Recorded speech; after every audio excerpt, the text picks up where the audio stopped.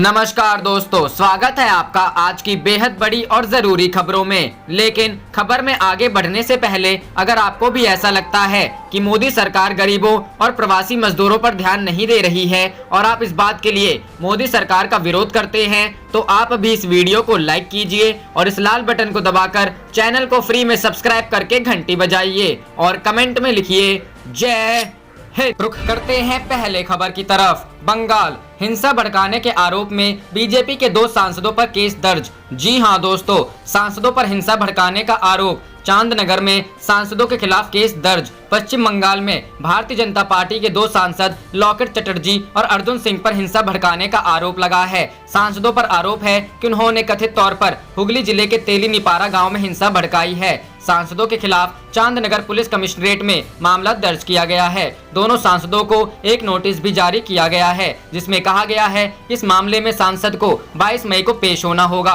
12 बजे उनसे हिंसा मामले में पूछताछ की जाएगी। यह notice inspector of police Saurabh Bandopadhyay की ओर से जारी किया गया है। रुख करते हैं अगली खबर की तरफ। दिल्ली, राहुल गांधी ने की मजदूरों से मुलाकात, फुटपाथ पर बैठ जाना उनका हाल। जी हां दोस्तों, राहुल गांधी ने फुटपाथ पर बैठकर जाना मजदूरों का हाल। प्रवासी मजदूरों के मुद्दे पर सरकार पर हमलावर हैं राहुल गांधी। कांग्रेस के पूर्व अध्यक्ष राहुल गांधी ने प्रवासी मजदूरों से मुलाकात की है। कांग्रेस नेता ने शनिवार को दिल्ली के सुखदेव विहार फ्लाईओवर के पास मजदूरों से मुलाकात की। राहुल गांधी ने फुटपाथ पर बैठकर उनसे बातचीत की और उनकी समस्याएं जानी। उन्होंने भारतीय युवा कांग्रेस और दिल्ली प्रदेश कांग्रेस कमेटी से दिल्ली में फंसे प्रवासी मजदूरों की सुरक्षित घर वापसी की व्यवस्था करने को कहा है। राहुल गांधी की मजदूरों से मुलाकात पर कांग्रेस ने ट्वीट किया कि लोगों के दर्द को केवल वही नेता समझ सकते हैं जो उनका ध्यान रखते हैं।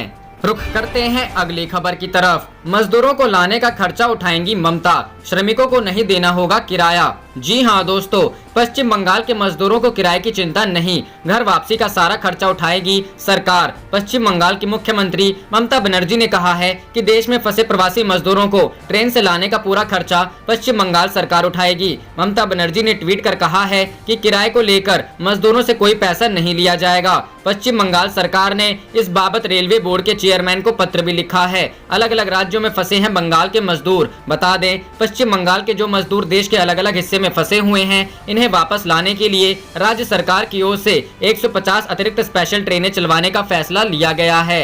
रुख करते हैं अगली खबर की तरफ। प्रवासी मजदूर संकट पर शशि थरूर बोले, बिना योजना के लागू हुआ लॉकडाउन, सरकार की लापरवाही पर हर भारतवासी शर्मिंदा। जी हां दोस्तों, कांग्रेस सांसद शशि थरूर ने बिना योजना के लॉकडाउन लागू करने पर केंद्र सरकार की आलोचना की है। शशि थरूर ने एक वीडियो संदेश में कहा है कि लॉकडाउन के सबसे बुरे नतीजे मजदूर वर्ग को भुगतने पड़े हैं। उन्होंने कहा, पैसे के तंगी के बीच सरकार उनके लिए उपयुक्त साधन नहीं जुटा पा रही है। जो ट्रेन चलाई जा रही है उसका किराया मजदूरों के पहुँच से बाहर है। इस परिस्थिति में मजदूर भाइयों की कठिनाइयों को समाप्त करना सरकार की प्रथम प्राथमिकता होनी चाहिए। केंद्र सरकार की लापरवाही से हर भारतवासी शर्मिंदा है।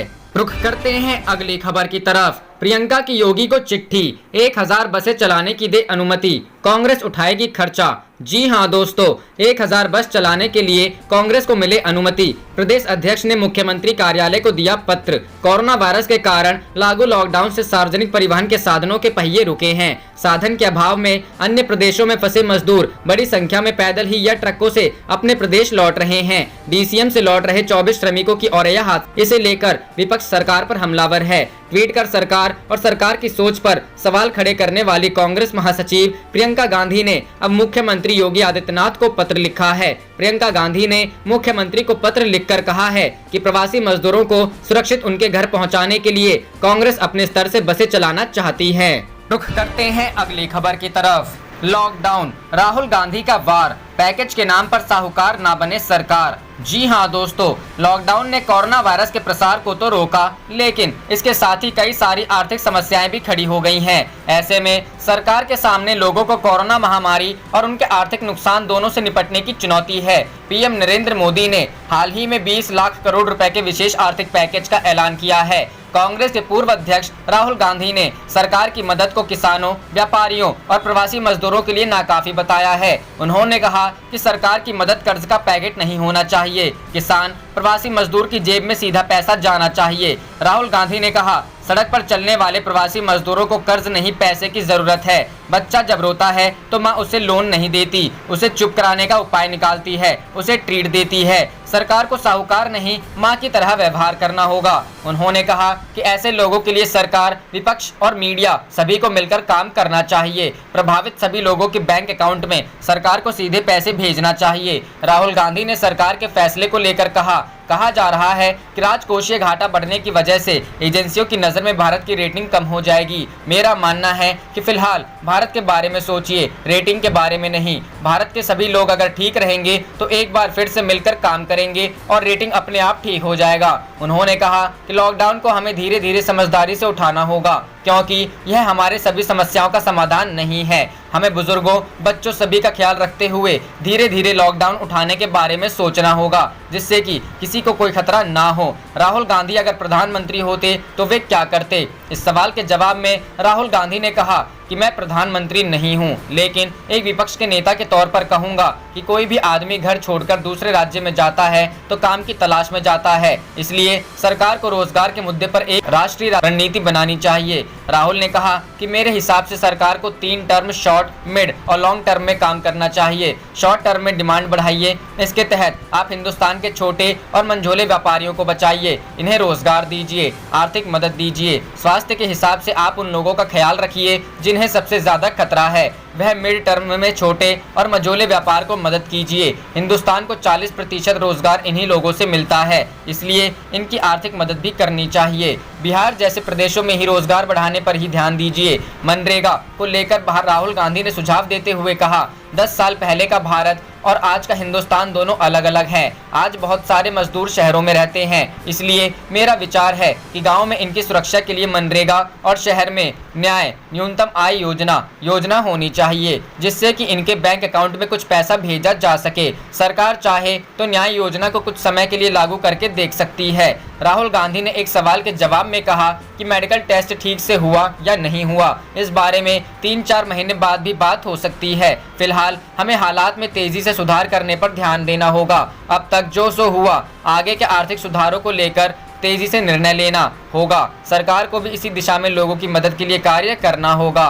रुख करते हैं अगली खबर की तरफ। केंद्र सरकार के कृषि क्षेत्र के पैकेज जुमलों के अलावा और कुछ नहीं, कैप्टन अमरिंदर सिंह। जी हां दोस्तों, केंद्रीय वित्त मंत्री निर्मला सीतारमण की तरफ से कृषि सेक्टर के लिए किए ऐलानों को जुमलों की गठरी कहकर रद्द करते हुए पंजाब के मुख्यमंत्री कैप्टन अमरिंदर सिंह ने कहा कि आर्थिक पैकेज में संकट में घिरे किसानों को कोई तुरंत राहत नहीं दी गई, जो इन मुश्किल हालातों के एक के बाद एक 2 बड़ी फसलों को संभालने की चुनौतियों से लड़ रहे हैं। आर्थिक पैकेज के अब तक ऐलाने गए तीनों हिस्सों ने समाज के जरूरतमंद वर्गों को निराशा के सिवाय और कुछ नहीं दिया। मुख्यमंत्री ने कहा कि स्पष्ट तौर पर केंद्र उन लोगों के बचाव के लिए जरूरी कदम उठाने में असफल रही है जिनको कोविड संकट के मद्देनजर लगाए गए लॉकडाउन के दौरान संघर्ष करना पड़ रहा है। कैप्टन अमरिंदर सिंह ने किसानों के लिए किए ऐलानों में किसानों की मुश्किलों का कोई ठोस हल न करने पर गहरी चिंता जाहिर करते हुए कहा कि किसानों को तत्काल राहत की जरूरत है, न कि सुधार उपायों की जो लंबे समय से चले आ रहे हैं। मुख्यमंत्री ने कहा कि बुरी तरह प्रभावित राज्यों में से एक होने के कारण पंजाब को कृषि पक्ष में गेहूं की कटाई खरीद के दौरान किसानों के लिए सहायता की जरूरत थी, जो केंद्र प्रदान करने में असफल रहा। बार बार विनतियां करने के बावजूद केंद्र सरकार ने मंडियों में अपनी उपज देरी से लाने वाले किसानों को बोनस नहीं दिया। मुख्यमंत्री ने कहा कि केंद्र की तरफ से पूरी सहायता की कमी के बावजूद पंजाब के किसानों ने अपनी हिम्मत और संघर्ष के साथ आगे बढ़ते हुए देश को एक बार फिर गेहूं की और ज्यादा फसल मुहैया करवाई। रुख करते हैं अगली खबर की तरफ। यूपी, योगी सरकार ने वापस ली अधिसूचना, अब 12 घंटे काम नहीं करेंगे मजदूर। जी हां दोस्तों, उत्तर प्रदेश में श्रमिकों के काम की अवधि 12 घंटे किए जाने की अधिसूचना को राज्य सरकार ने शुक्रवार को वापस ले लिया। प्रमुख सचिव श्रम सुरेश चंद्रा ने इलाहाबाद हाईकोर्ट के मुख्य स्थायी अधिवक्ता को पत्र लिखकर यह जानकारी दी है। उन्होंने इसी के आधार पर सरकार का पत्र हाईकोर्ट में प्रस्तुत करने का आग्रह किया है। राज्य सरकार ने 8 मई को अधिसूचना जारी करके मजदूरों के काम के घंटों में बदलाव किया था। उनकी कार्य अवधि को बढ़ाकर 12 घंटे तक कर दिया गया था। वर्कर्स फ्रंट ने इस अधिसूचना के विरोध में हाईकोर्ट में जनहित याचिका दाखिल की थी, जिस पर अदालत ने सरकार को नोटिस जारी किया था।